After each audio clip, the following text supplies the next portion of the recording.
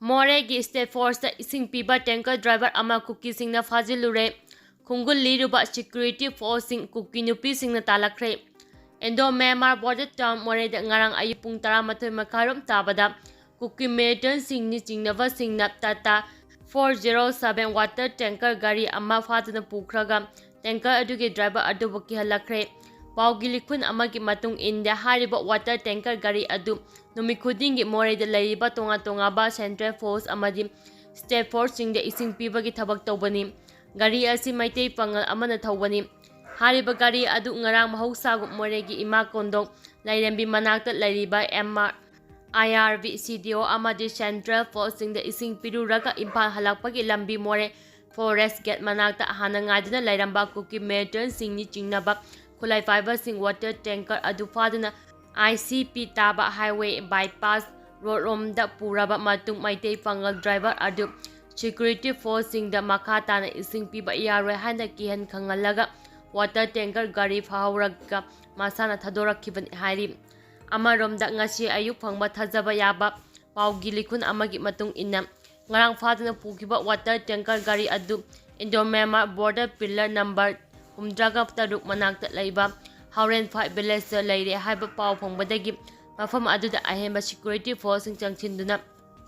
operation chathanab asem sakre hari ningsingba yabadi haugiba January 13 da Tingnopol district ki Belas volunteer ni haiba lup amana topa jero amada state force thaknaba ising yauna chana thaknaba kolam amata mafam adugi dukan singna pidanaba khanghanbaga loinana Moreh dagi state force lauthok jiba phawa tha asigi ahumdagi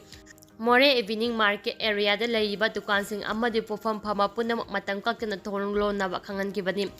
hariba wafam asing ngakta basing aduna tholokpa afa fatta masa jaida pugodabani haina checking wafam thangkibani mara asida ngasi security personnel singi ising supply tauba 407 Tata water tanker gari ama Kuki volunteer singna phajingkhiwagi thaudokta chenaba sing phagatnaba ngasi Moreh police BSF amadi Assam Rifles dauna apunba team amana Morehgi manungchana laiba chamaga 132 kaba electric station 86 guest house BSNL office amadi Morehgi atai tonga ba Kuki taba kulsingda thiba hombagi thabak chathanaba changchilubada Kuki nupi singna security personnel sing adu talakre hairi Michael Dev amasung khapagi hakchang kadagbanda lairon chankre January 13 da Imphal West District ki Kaktrukta Kuki khulai fiber singna landarakpada laikhidraba matai khulngapa nungthomba Michael Dev amasung maisnap khaba anigi hakcham rim smoke tagi lauraba matung kadangban Mahadev chingda punna lairon chankre laikhidraba khulngapa anigi hakchang rim smoke tagi ngasi ayuk JSC amasung imung manunggi miyoi singna lauraga masa gi mayumda pudun aroiba ikai khumnaba utlaba matung kadangban Mahadev chingda punna lairon chankre Laikhidraba Michael Dev ki hakjang haptuna Thangmaiban Assembly Road Lamlong Kaithen Porompat Konung Mamang Wangkhai fauduna laklaga masagi yumda puraklaga miyamna haikat laikat tamduna ikai khumnaba utkhi Assam Rifles ki thawong naga loop singna condemn tawrakli ahumsuba Assam Rifles ki personnel singna Khogalthil khuldagi DK Kolungthang Maring Apokpa DK Konai amasung N Chantang khuldagi DS Moran Apokpa Laikhidraba DS Laitol Anibu tamthina furakhiba thawong chandel naga People's Organization CNPO akanba maungda condemn tawrakni MPO na thadorapa chero aman hai January 13 gi nungthil pung ahumlum taba matamda DK Korungthang Maring amasung DS Moran hariba miyoi ani asi machil khul laraga satang khulda chatkhi makhoina satang khul chapagi lambi Sunset Road Junction da ahum suba Assam Rifles ki kanggu ama mathau tawduna lairamba loinana Makhoi ani bu detain tawki amadi makhoi ani bu faraga pukhibani makhoi ani halaktabadagi mayunggi miyoi singna thiba yaba thirabasu phamba ngamkhide thiba khangdana lairingai manung tha asigi amada kai hena ot naibadagi phibam soklaba miyoi ani asi Chandel police station da chinaramki DK Korungthanggi phibam kai hena sokpadagi Imphal ki hospital da refer tawrakpadagi aruba phibam da hawjik Jennings hospital da aruba phibam da laikanari hari Business amaga mari lainana makoina pukiba lupa lakh mari ki sempham amadi DK Korungthang thaukiba gypsy Assam Rifles kanggu aduna pithoraktana lairi hairi Assam Rifles na chatharakhiba thawong adubu akanba mawongda Chandra Naga People's Organization CNPO Naga Women Union Chandel NWUC amasung Naga Student Union Chandel NSUC na akanba mawongda condemn tawrakli. Assam Rifles michamda chatharakliba thawong aduna Naga community asawa puale. Tengkang kaya rakta parliamentary force Naga community de nungaroidaba thawong kaya chathaduna lakli. Punama asit Naga community de munna khangi haina su chero asina phongdorakli. State Security Force da ahemba power piduna awat apa lahem bigano kopmet. Haukiba numit karani asida Committee on Tribal Unity Kotu amadi Balance Volunteer Technopol District na New Channel sing amadi social media da thamlakliba wafam sing asigi mayokta Committee on Protection of Maitai Victims Kopmet Moreh akan mamong da yaningdaba phongdorakli. Kotugi wafam asibu yaningdaba olonya na hajaningba wafam di State asigi mafam kudimakta Manipur State Force and duty tawbada kanana so ayepa amadi athingba pifam thokte. State asigi laijariba State Force khaktana michang mikhai naidana miyamgi punsi amadi lantum ngaklibani. State Force ki mathakta kotuna aramba paw sandoktuna maral siriba asidi Kuki narco terrorist singna ngayak laitana State Force nongmai amadi bomb kapsinduna landa kisinba adubu kupsinba yanaba aramba paw sandokpani. Maram aduna kotuna sandokliba aramba paw amadi taliba demand asi khudakta lepkadabani. Amadi Manipurgi yelawmi oiriba furu amatana su makhoi wafam asida yaba ngamloi. State Force haibasi Manipurda khundariba community khudimaki ichil inauk singi miyoi singna saruk yaba force amani. Loinana hantak Balance Volunteer Technopol District haiba luf amana tholapa press note amada. Moreh town da mathau tariba State Force singda dukal famliba nan Manipuri singna Pochai amadi thaknaba ising fawba yomba yaroi hana akanba warning tawba asi laibak macha tadaba amadi makhoigi terrorist oibagi thawong adu uthokjabani. Matang asida hainingliba wafamdi border town Moreh asi Manipurgi Eastern Gate amadi India gi saru amani. Mafam asida khundariba jat kanglu community khudingmak Manipur Indian chichijenni. Town asida khundariba amadi business tawriba nan maitai community. Macha singda Kuki terrorist singna ngahak laitana otnaiba loot tawba amadi extortion tawbagi khudam adu handaki asina mayek sengle. Moreh town asida dukan hangduna business tawriba nan maitai community singbu dukan loingadabani amadi poche yonba yaroi habasi Moreh town dagi community khudingmak putanthoknabagi Kuki singi ahamba khongthangni. Business tawduna lairiba community macha gi miyoising asibu senthok lambi lahendraba matamda Moreh town asibu thadokna chakinabagi Kuki singi khongthangni. Maram aduna masigomba anti social anti national oiba Balance Volunteer Technopol asigi mathakta Manipur amadi India government na chaba action laukhatuna terrorist organization ni laukthokadabani. Loinana Kuki furuki organization singna Moreh town manung lairiba State Force amadi atopa community gi miyoi singda poche yomba yaroi hana athingba pirabadi government na su miyamga khusamna duna Moreh town da sana thaknaba poche amata pusimba yadabagi khongjang changsingani. Aroibada hauzik Moreh town da duty tawriba State Force sing asida ahemba power piduna State Force ki chaba mathau ningthina tawhanba amadi State Force sing asigi darkar laiba potlam sing sana thaknaba medicine chingba amata watlam bidanaba su chero asina state government na appeal tawrakni. Jiribam Khongsan Train Service haunaba semsakre. Mamang sahigi May 3 dagi irang haurakpadagi May 4 dagi thabak lepluraba Jiribam Khongsan Train Service mathau haunaba semsakre. Semsaba asigi saru ama oina Chief Commissioner of Railway Safety Janet Kumar Garg amadi railway official na chingba ngasi ayuk pung 4 makhai taba matamda Jiribam dagi Khongsan Railway Station fawba yengsinkre. Paugilikun amagi matung inna train gi service asi tha asigi taretagi amuk mathau tawba haunaba inspection team abduna Jiribam railway station da yengchilaba matung aroiba oina railway line sing yengchinaba Bangai Chumpau dagi Khongsang fawba chakre. Mamangda Jiribam railway fawgina Bangai Chumpau amadi Khongsang fawba train service taramliba asi Agatara Khongsan Janastabadi Express khaktani. Pawasina makha taraduna nauna service haropa asidadi Khongsang to Delhi amadi Khongsang to South India fawbagi train anina service lairagani hairi. Drug lalonba ama fare. Drug lalonbada chenabani haba miyoi ama ngarang maugi Madras Parktagi Manipur Police ki kanggu amana phagatpa ngamkhre hairi. Faraba miyoi adu Thawal district ki manungzamba hauraibi mayai laikaidagi MD Jahid Khan Sai kuntraga mari apopot laikidraba MD Nasimuddin ni. Pressna phangba pawgi matung ina hariba miyoi asi ngarang brown sugar hapa sapong kef taraga konana fagatpa ngamkhibani. Farba potlamsing adu police shift tawkhibaga loinana makha tana wahang pawhang chathanaba Jaipur Mau Police Station sinakre hairi.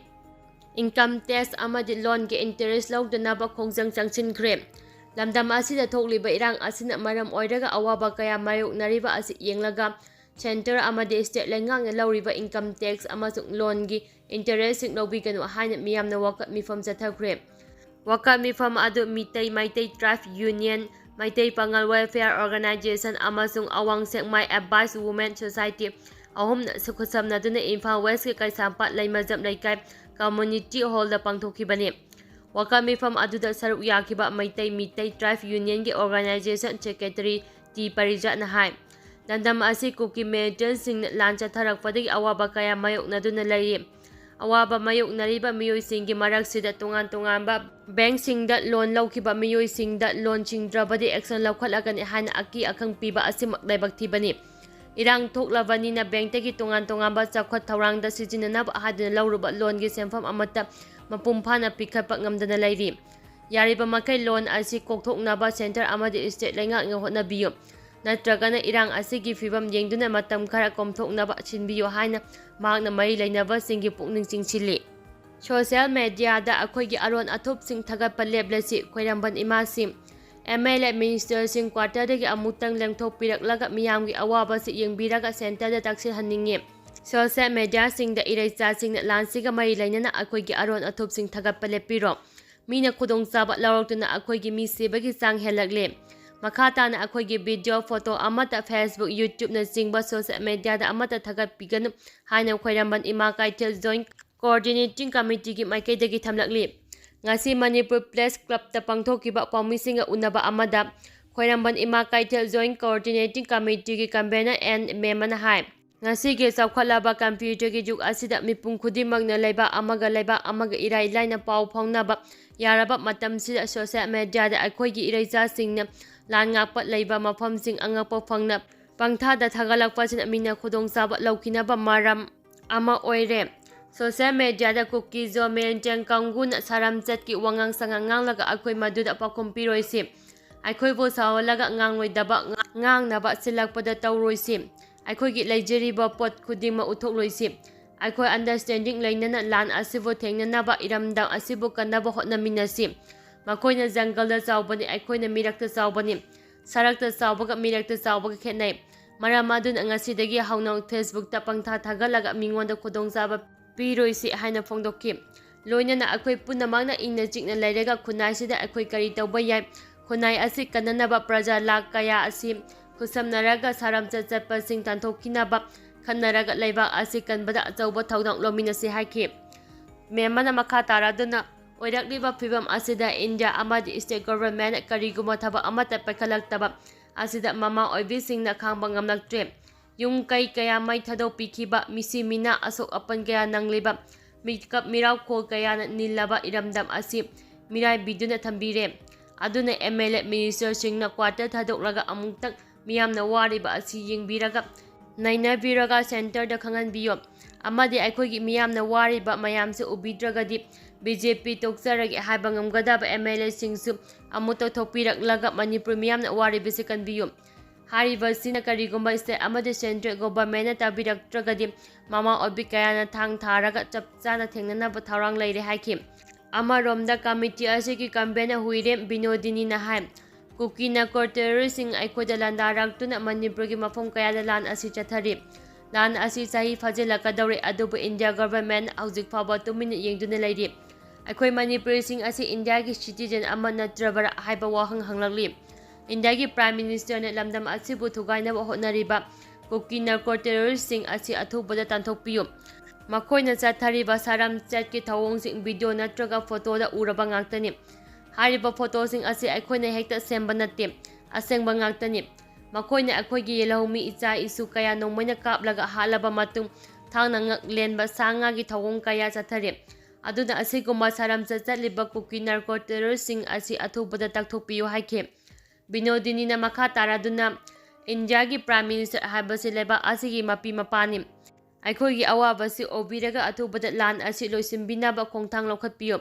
ꯃꯅꯤꯄꯨꯔꯅ ꯁꯥꯟꯅ ꯈꯣꯠꯅꯕ ꯀꯌꯥꯗ ꯏꯟꯗꯤꯌꯥꯒꯤ ꯃꯤꯡꯆꯠ ꯄꯨꯔꯛꯇꯨꯅ ꯂꯥꯛꯂꯤ꯫ ꯑꯗꯨꯕꯨ ꯉꯁꯤꯗꯤ ꯏꯟꯗꯤꯌꯥꯒꯤ ꯁꯔꯨꯛ ꯑꯃ ꯑꯣꯏꯔꯤꯕ ꯃꯅꯤꯄꯨꯔ ꯑꯁꯤ ꯃꯤꯀꯞ ꯃꯤꯔꯥꯎꯈꯣꯜꯅ ꯊꯜꯂꯦ꯫ ꯀꯨꯀꯤ ꯃꯤꯂꯤꯇꯦꯟꯠꯁꯤꯡꯅ ꯂꯥꯟꯗꯥꯔꯛꯇꯨꯅ ꯑꯋꯥꯕ ꯃꯥꯌꯣꯛꯅꯔꯤ꯫ ꯂꯨꯈ꯭ꯔꯥꯕꯤ ꯃꯁꯤꯡ ꯌꯥꯝꯈꯠꯂꯛꯂꯤ꯫ ꯅꯍꯥ ꯀꯌꯥ ꯏꯔꯝꯗꯝ ꯀꯟꯅꯕ ꯍꯣꯠꯅꯕꯗ ꯊꯋꯥꯏ ꯊꯥꯔꯤ꯫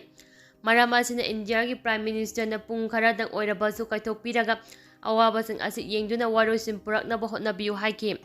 ꯏꯃꯥꯁꯤꯡꯅ ꯉꯁꯤ ꯀꯣꯛꯇ ꯀꯣꯌꯦꯠ ꯌꯦꯠꯂꯤꯕꯁꯤ ꯊꯧꯅꯥ ꯂꯩꯅ ꯌꯦꯛꯅꯕ ꯈꯨꯗꯤꯡ ꯊꯦꯡꯅꯔꯒꯦ ꯊꯣꯛꯂꯛꯂꯕꯅꯤ ꯍꯥꯏꯅꯁꯨ ꯐꯣꯡꯗꯣꯛꯈꯤ꯫